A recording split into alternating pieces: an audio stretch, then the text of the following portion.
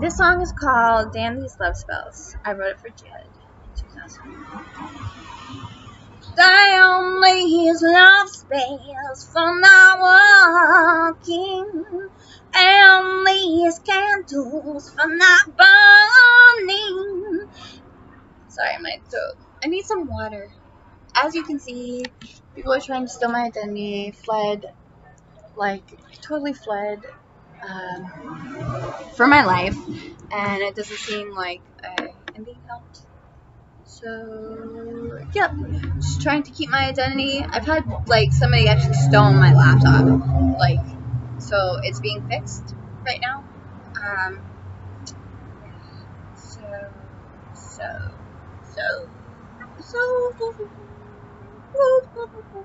I just, pray for me, okay? Or whatever, don't curse me, because if you love me and you want to curse me, it would just be a blessing, not a curse. Damn these love spells for not walking, and these candles for not burning, and your heart for not yearning for me, for me, for me. And what is fate but a cat in the gray, waiting to be released over what is fate but something we create to make everything seem so less right. Diamond, who are you, my person, just passing by, and who am I for being up with you?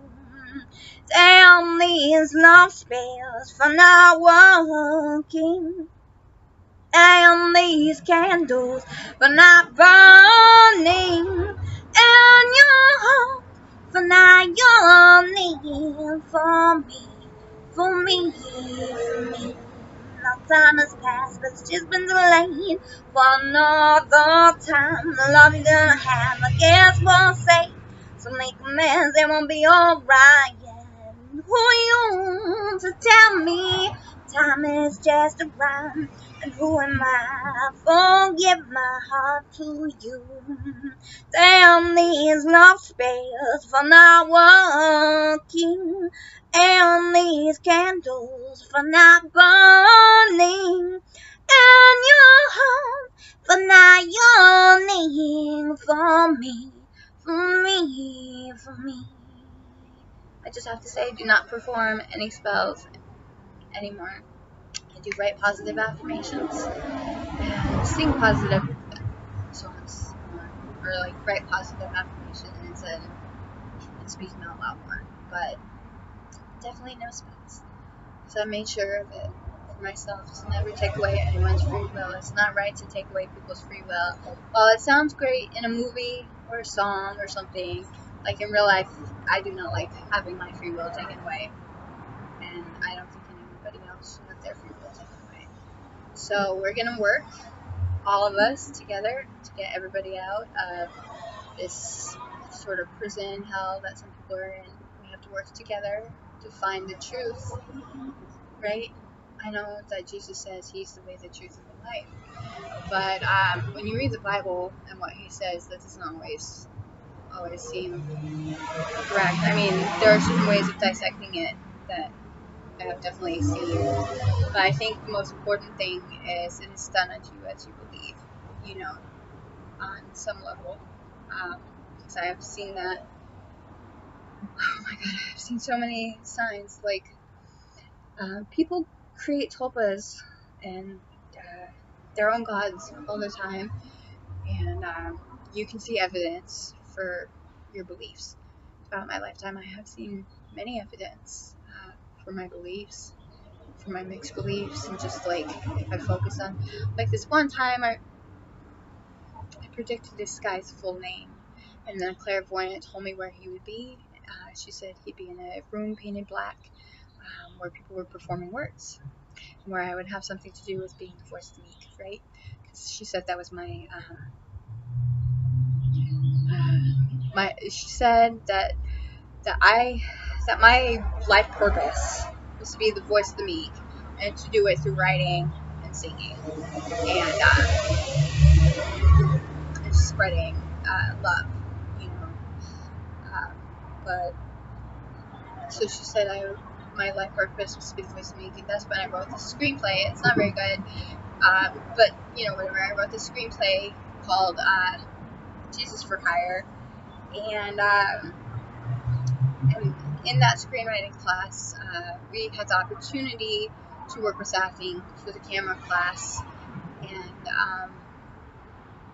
and I co-wrote a bunch of scripts called for the state of Metro. And there's this guy who had the same full name that I predicted, and he was there. And like I always like J names. That was always my favorite, was J names, but it wasn't a J name. His middle name was, but his initials just BJM. And yeah, I met him there, and like while the prediction came true because the room was completely black and they were actors and they were acting out my scripts, he still wasn't one, you know.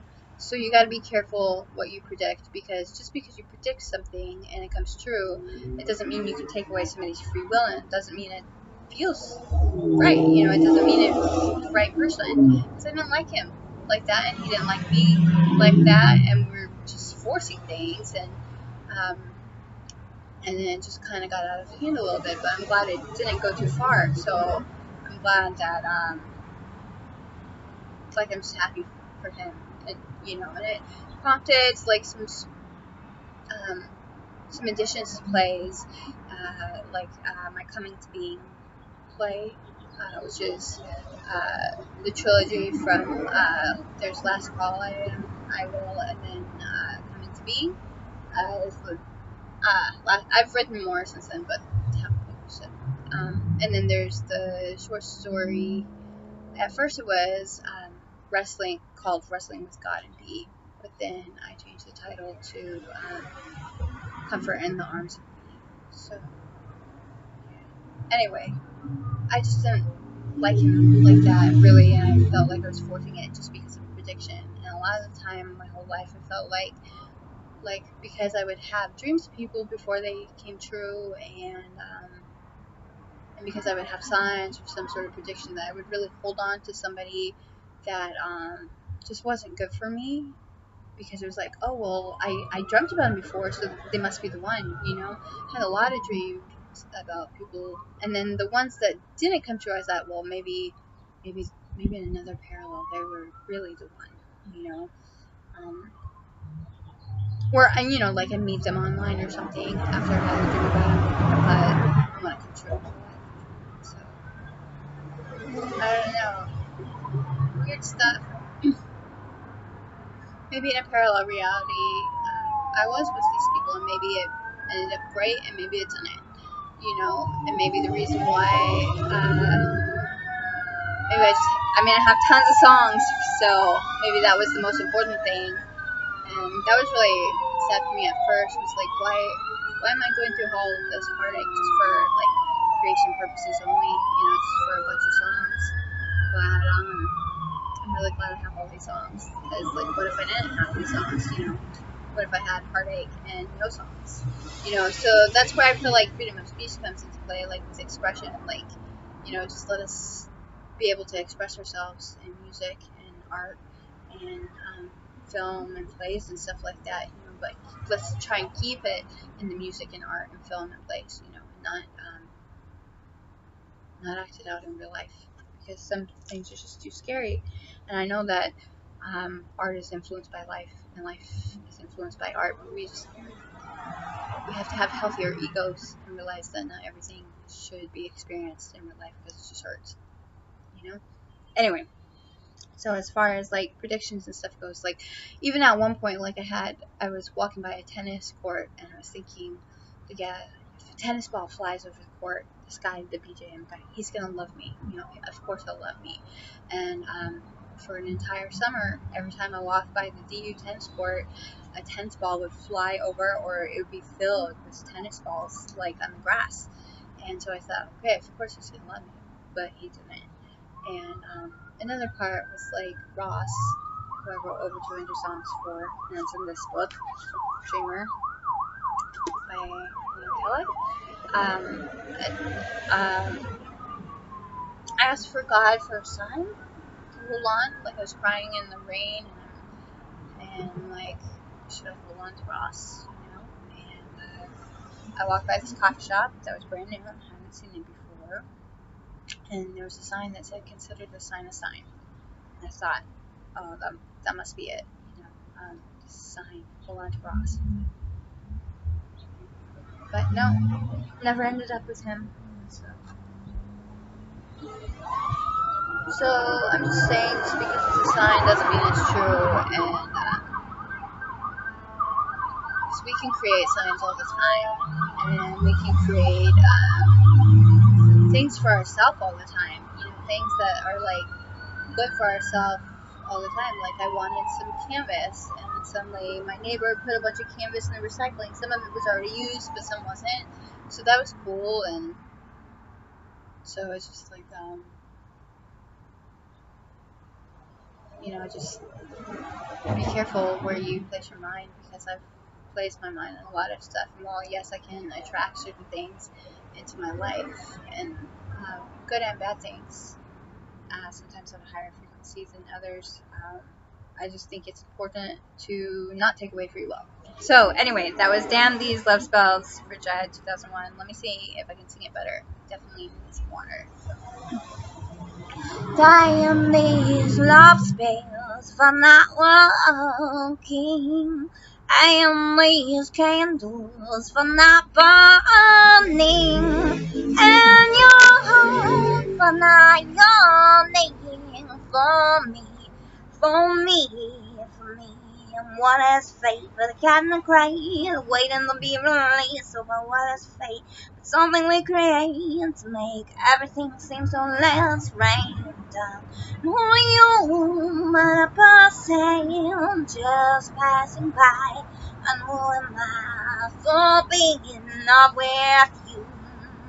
Damn these love spells for not working.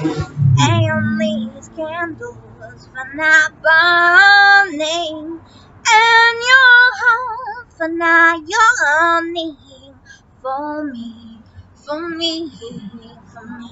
No time has passed, but it's just been delayed for another time. The love you didn't have, I guess we just was saved. So make amends and we'll be alright. And who are you to tell me that time is just a rhyme? And who am I? Forgive my heart to you. Damn these love spells for not working. Damn these candles for not burning. And your heart for not yearning for me, for me, for me. What I wanted to show again was, what is fate but a cat in a crate waiting to be released? I thought of that as like a couple things. It's like, okay, a cat's in a crate, let it go, does its thing, whether, it has its own consciousness. Maybe that's cause and effect or some sort of random, or maybe it's the whole Schrodinger's cat thing, where they think that, I'm not going to tell you completely, because some people are taking things too literally around me, but where you think that, maybe a cat is both dead and alive in a box until you observe it. And I can tell the whole story. And then when you observe it, it's the active observation that decides whether the cat is still alive or dead. But so there has to be, for me, there must be a bunch of universes where to some people I might still be dead or might still be alive.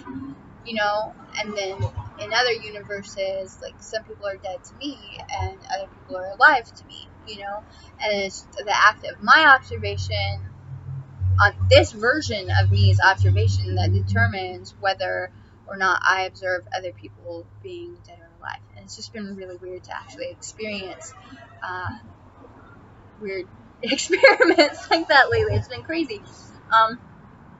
And like, I don't want to impose my will on other people. I do want to be protected.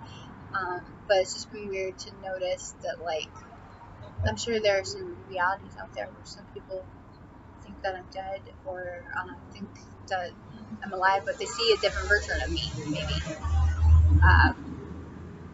But this one, I'm alive, and I'm traveling through different realities than I have been. And I know that's strange for some people to see, but other people already are witnessing that. So, coming back to Earth, hopefully soon. Coming back to Earth, hopefully soon. And what is fate but a cat in a crate, waiting to be released? I gotta practice. I should practice these songs a few times before I record them, but you never know if the first one's gonna be. Dying these love spells for not walking, and these candles for not burning, and your heart for not yawning for me, for me, for me. And what is fate but a cat in a crate, waiting to be released? But what is fate but something we create to make everything seem so less right down? Who are you to tell me that love is just a lie? And who am I for being in love with you? Damn these love spells for not walking, and these candles for not burning, and your heart for not yearning for me, for me, for me. No time has passed, but it's just been a lane for another time. The love you couldn't have, I guess just was same. So make amends, it won't be alright. No use to tell me time is just a rhyme. And who am I? Forgive my heart to you. Damn these love spells for not working, and these candles for not burning, and your heart for not yearning for me, for me, for me. I wonder, is it because I died in some reality that I am here because it is the caste system of some sort? Perhaps I am in a caste system because I served way too many masters. All I knew is that I am spiritual and not religious. That's not, I don't even know what accent is, probably just made up, but I am spiritual and not religious, and I'm grateful for the one true God, whatever that is. I just know that with God all things are possible, and that God is completely unlimited, and I'm just holding on. And maybe it's information, maybe it's source, maybe it's just the reticular activating system, I don't know. I just know that I have survived, like, being murdered a few times, and I have survived suicide attempts, and I'm just so grateful for God's forgiveness, and for God and everybody else coming together just to try and make this world better. And I don't know if, like, the age of Aquarius, if that's just, like, heaven for everybody, if that's what it's going to be, if it's going to be heaven, or transhumanism, or maybe there's a different heaven for different people, you know? But I definitely believe that, like, as we go from the age of Pisces, which I'm a Pisces, and I love being a Pisces, but it's the two fish swimming in opposite directions with the hook. It's the most evolved sign. It's the I believe sign. I just know, and for me, I love being a Pisces. Aquariuses always seem very aloof. It's hard for me to be around Aquariuses, but they are more progressed on some level, and still staying true to me being a Pisces. Love being a Pisces. I just hope that we'll all find our perfect utopia, whatever that is, for us individually. And I'm very grateful for everyone working with me. And I need to be more pronoia, you know, and just thank you, everybody, when you give me mercy and grace, and just when I'm being given a break and not, you know, you don't realize what it's like for people, like every time I had a friend who said they were going through some issue, like, I wanted to be there for them, but I didn't always understand, like, how, I didn't understand how hard it was for them to, like, be made fun of or put down for, or to be thoughts or whatever, you know. I didn't understand what it was like for them, like. And sometimes you get sick of your friends when they're just in so much pain because you don't know how to help them, and you keep trying to help them. And like that's what happened to me. My friends seem to get sick of me and like not want to help me anymore. And like sometimes I wonder if that's just part of like while we're alive, if you know the wheel of fortune type of thing. Like if we're constantly going on a wheel, not just the wheel of samsara, but the wheel of fortune, like just going up and down, and like some of it maybe numerology, maybe I don't know, maybe it's biorhythms, you know. Just I mean, I feel like some people I know stay the same their entire life, you know, like maybe they have a few different job changes, but they some people just seem to stay like the same type of people all the time, but other people it seems just change a lot, and I'm one of those people who changes a lot, and who just wants to experience life to its fullest, you know, and maybe I have to be in poverty before I can fully appreciate being rich, so that when I am rich, I can help people. Because I've always tried to help people, I always want to, but sometimes you just forget about others, you know, in your own world. Forget. So thank you for what I'm gonna. Yes, what was it? Yes, spells. Don't do spells unless they're just to help you or to like protect people and stuff. You know, I mean, spells are kind of like prayers and affirmations on some level. For me, the ones that work the most are when I just asked and received or made a wish list. You know, when I just prayed, those seem to work more.